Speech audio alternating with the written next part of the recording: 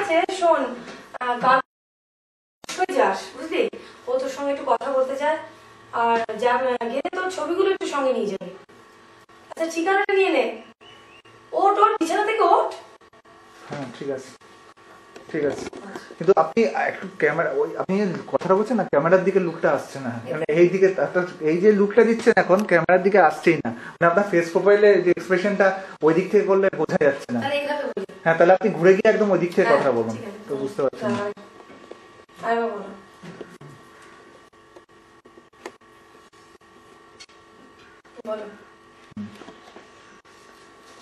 না আজকে পারবো না, কালকে যাব।